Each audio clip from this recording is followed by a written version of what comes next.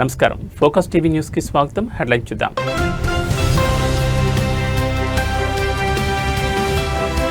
వందే మాతరం 150 ఏళ్ల ఉత్సవాలను ప్రారంభించిన మోడీ. ఈ సందర్భంగా స్మారక నాణెం, పోస్టల్ స్టాంపును ఆవిష్కరించిన ప్రధాని.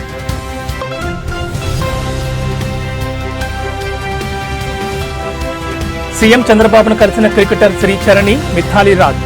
ప్రపంచ కప్ గెలిచినందుకు శ్రీచరణికి శుభాకాంక్షలు తెలిపిన సీఎం.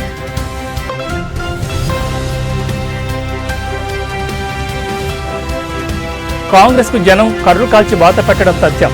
సీఎం రేవంత్ సర్కార్పై బండి సంజయ్ తీవ్ర ఆగ్రహం.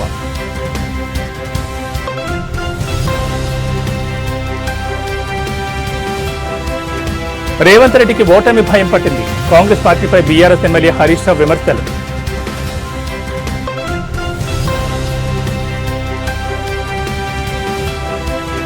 మెడికల్ కాలేజీల ప్రైవేటీకరణను వ్యతిరేకిస్తున్న వైసీపీ. ఈ నెల 12న రాష్ట్ర వ్యాప్తంగా నిరసన ర్యాలీలకు నిర్ణయం.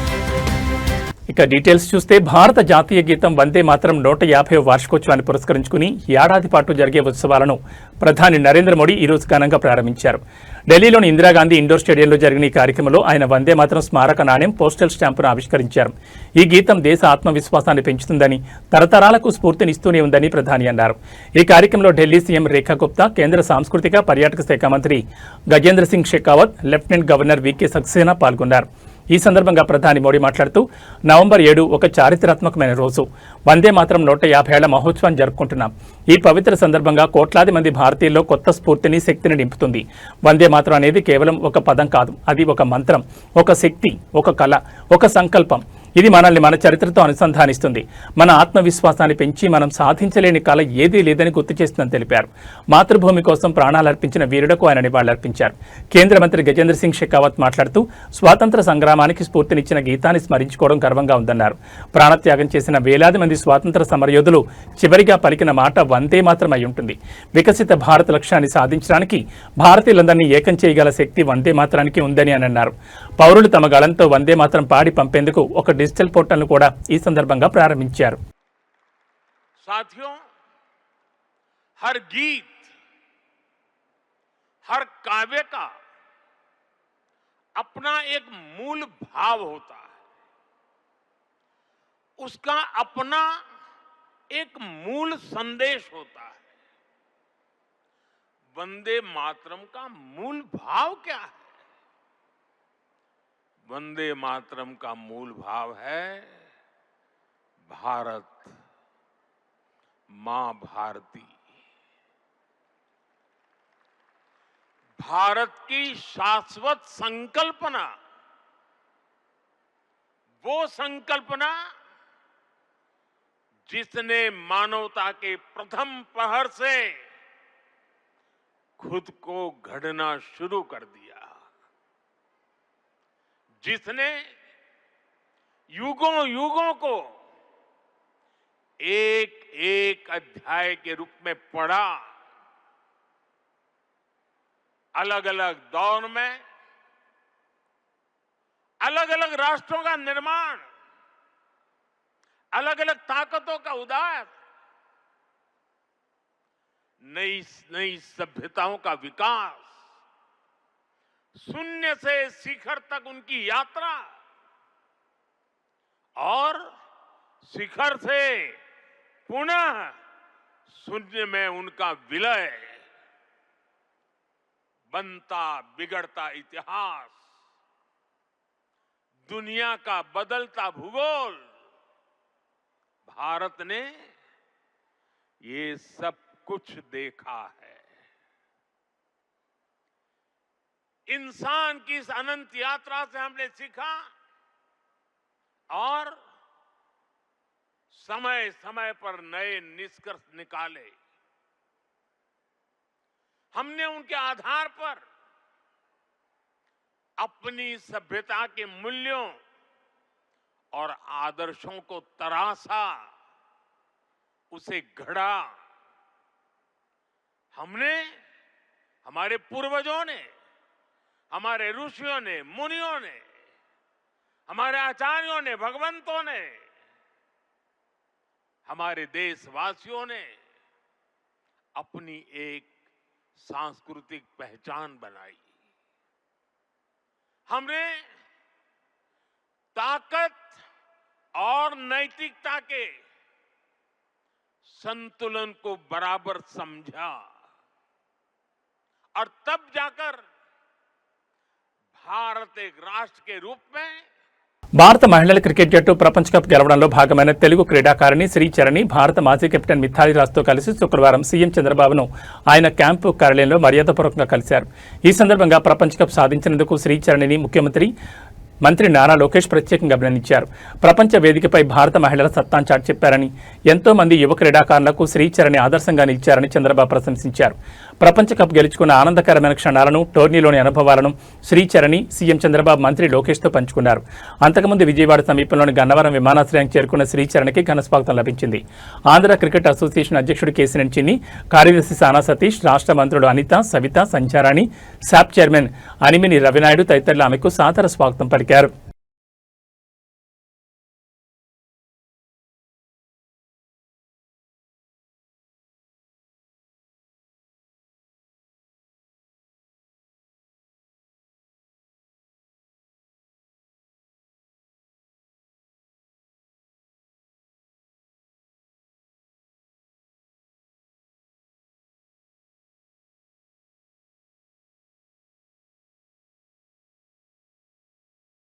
బీజేపీ సభలు, రోడ్ షోలకు పర్మిషన్లు ఇస్తే ఒక వర్గం ఓట్లు పోతాయనే భయం కాంగ్రెస్ పట్టుకుందని కేంద్ర మంత్రి బండి సంజయ్ ఆసక్తికర వ్యాఖ్యలు చేశారు. ఇవాళ రహమత్ నగర్లో నిర్వహించబోయే ఆయన మీటింగ్కు పోలీసులు అనుమతి ఇవ్వకపోవడంతో మరోసారి ఫైర్ అయ్యారు. ఈ సందర్భంగా ఆయన మాట్లాడుతూ మీటింగ్ కోసం అన్ని ఏర్పాట్లు చేసుకున్నాక అనుమతిని ఇవ్వడం లేదంటూ చెప్పడం ఏంటని ప్రశ్నించారు.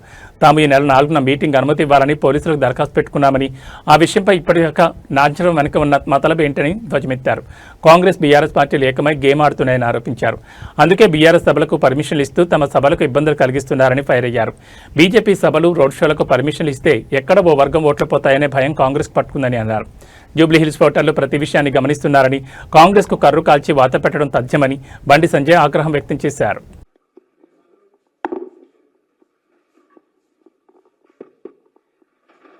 మీడియా మిత్రులకి నమస్కారం. ఇవాల్టి ఈ ప్రెస్ మీట్ని కేంద్ర హోంశాఖ సహాయ మంత్రులు శ్రీ బండి సంజయ్ కుమార్ గారు తీసుకుంటారు. ఈ ప్రెస్ మీట్లో గౌరవ MLA, BJP deputy floor leader అసెంబ్లీలో శ్రీ పాయల్ శంకర్ గారు, గౌరవ ఎమ్మెల్సీ శ్రీ మల్కా కుమరే గారు, పార్టీ ఎస్సీ మోర్చా జాతీయ కార్యదర్శి శ్రీ ఎస్ కుమార్ గారు, బీజేపీ రాష్ట్ర ప్రధాన కార్యదర్శి శ్రీ వేముల అశోక్ గారు, పార్టీ సీనియర్ నాయకులు శ్రీ గంగిడి మనోహర్ రెడ్డి గారు, నిర్మల్ జిల్లా అధ్యక్షులు శ్రీ రితేష్ రాఠోడ్ గారు, రాష్ట్ర అధికార ప్రతినిధి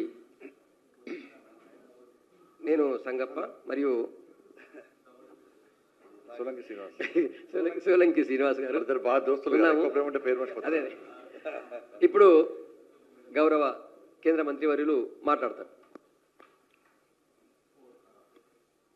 పాత్రికేయ మిత్రులందరూ కూడా నమస్కారాలు. మీ ముందు రావడానికి కారణం ఏంటంటే ఇవాళ సాయంత్రం మాట్లాడుకునే అవకాశం మాకు ప్రభుత్వం ఇవ్వలే, ఎన్నికల కమిషన్ ఇవ్వలే.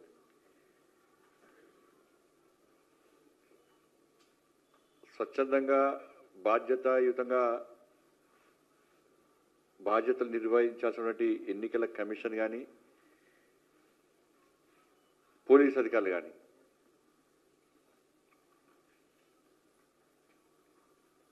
అధికార కాంగ్రెస్ పార్టీకి, బీఆర్ఎస్ పార్టీకి కొమ్ము కాస్తున్న విధానం నిజంగా చాలా దుర్మార్గము, సిగ్గుచేటువి.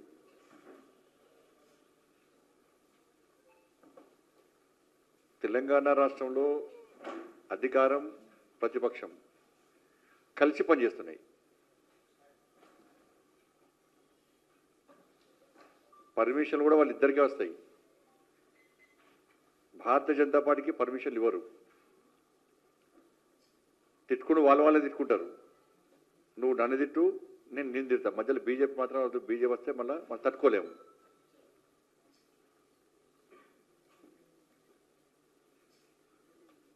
పర్మిషను మేము అప్లై చేస్తే ఇస్తారా ఇయ్యరా చెప్పరు.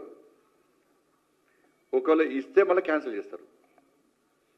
ఇస్తే క్యాన్సిల్ చేస్తారు, ప్లేస్ మారుస్తారు, మళ్ళీ పర్మిషన్ ఇస్తారు, మళ్ళీ ప్లేస్ మారుస్తారు, లాస్ట్కి పర్మిషన్ క్యాన్సిల్ చేస్తారు.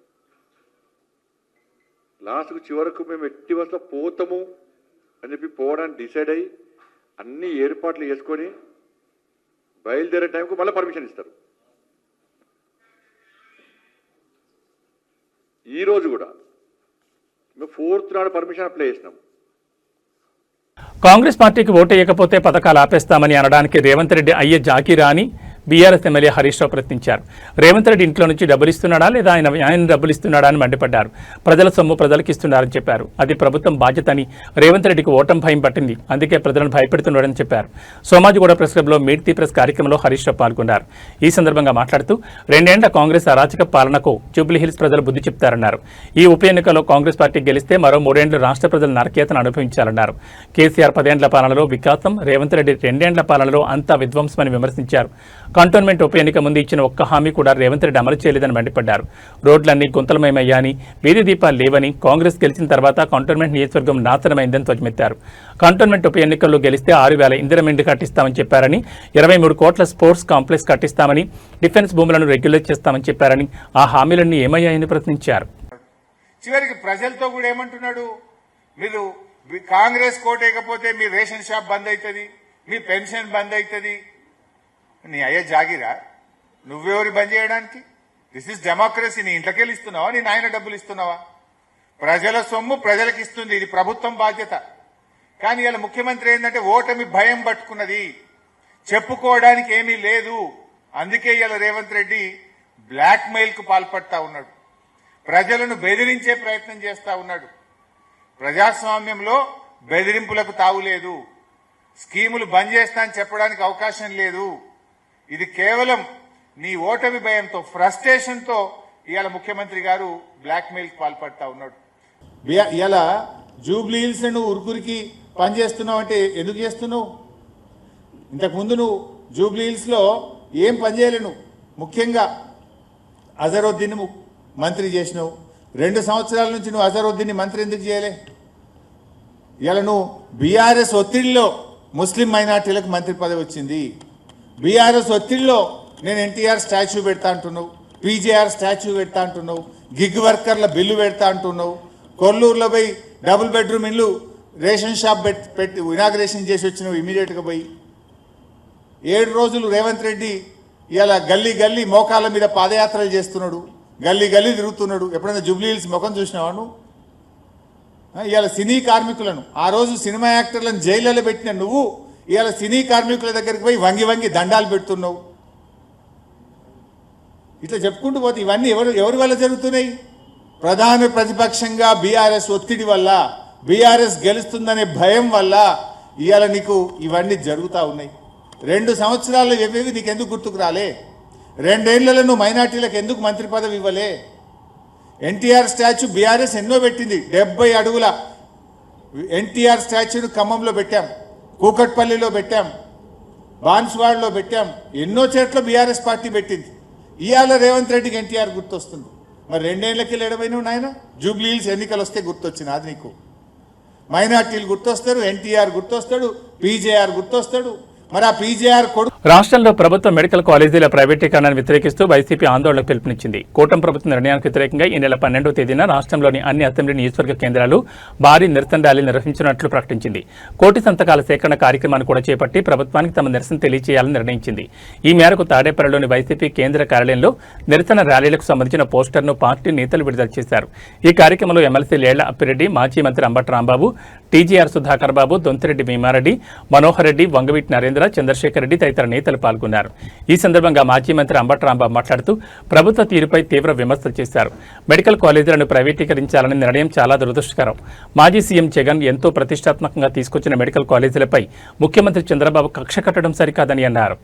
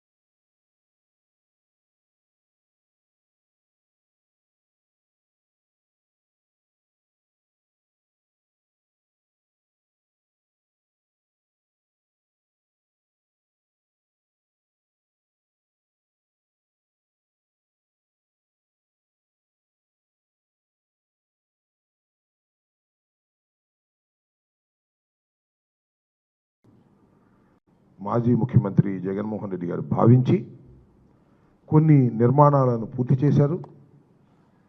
కొన్ని నిర్మాణాలు ప్రోగ్రెస్లో ఉన్నాయి.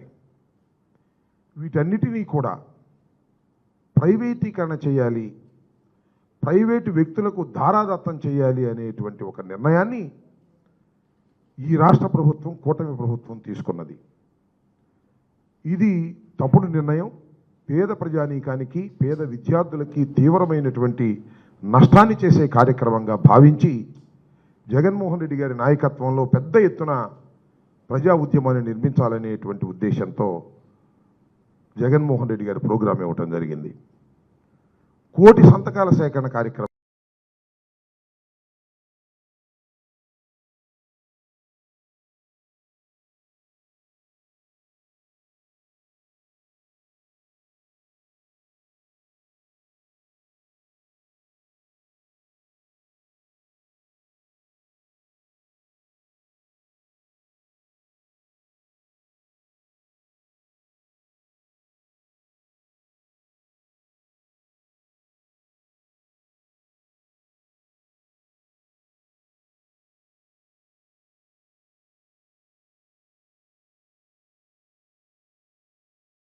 జూబ్లీహిల్స్ ఉప ఎన్నిక ప్రచారం మరో 2 రోజుల్లో ముగియనున్న నేపథ్యంలో రాష్ట్ర ఎన్నికల సంఘం ఓటర్లకు పంచే తాయిలాలపై దృష్టి సారించింది. ఈ క్రమంలోనే ఎన్నికల్లో డబ్బు పంచేందుకు భారీ ఎత్తున డబ్బు నిల్వ చేశారనే సమాచారంతో ఇవాళ మోతీనగర్ పరిధిలో election flying squad BRS party మాజీ ఎమ్మెల్యే మర్రి జనార్దన్ రెడ్డి ఇంట్లో ఆకస్మిక తనిఖీలు చేపడుతున్నారు. దీంతో విషయం తెలుసుకున్న జనార్దన్ రెడ్డి తన ఇంటికి రాగా ఇంట్లోకి వెళ్లకుండా పోలీసులు ఆయన అడ్డుకున్నారు. దీంతో జనార్దన్ రెడ్డి నా ఇంట్లో తనిఖీలు చేస్తూ నన్నే లోపలికి వెళ్లనివ్వరా అంటూ తీవ్ర ఆగ్రహం వ్యక్తం చేశారు. పోలీసులే బ్యాగులను నా ఇంట్లోకి తీసుకెళ్లారని, డబ్బులు పెట్టించారని ఆరోపించారు. ఎలక్షన్ కోడ్ అమల్లో లేని ప్రాంతాల్లో అర్థం లేని సోదాలు ఏంటని ధ్వజమెత్తారు. జూబ్లీహిల్స్ ఉప ఎన్నికల్లో బీఆర్ఎస్ గెలుస్తుందని, ప్రభుత్వం తమపై కుట్రలు చేస్తోందని ఆరోపించారు. పోలీసుల తీరు నిరసిస్తూ మర్రి జనార్దన్ రెడ్డి అనుచరులు పార్టీ శ్రేణుల్లో ఆందోళన దిగారు. దీంతో అక్కడ పరిస్థితి మరింత ఉద్రిక్తంగా మారింది.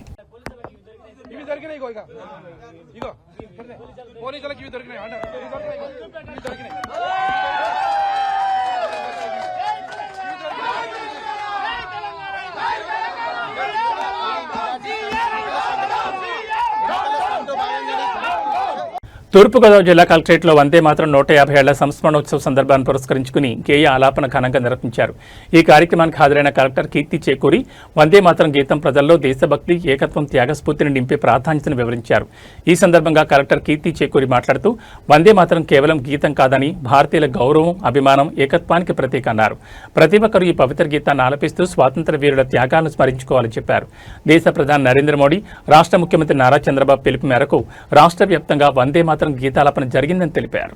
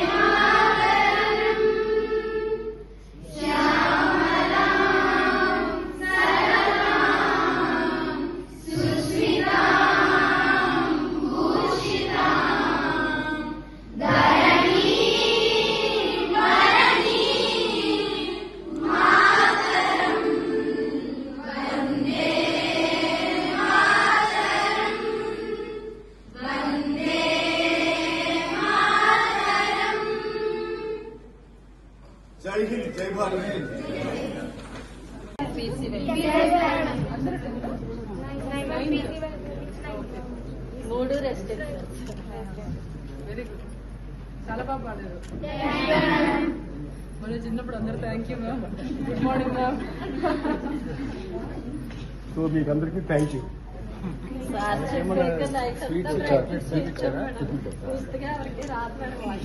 ఇచ్చినప్పుడు మేము కూడా చదివాలని ఫస్ట్ తెలిసింది ఇచ్చారు, తెలియదు ఇవ్వలేదు.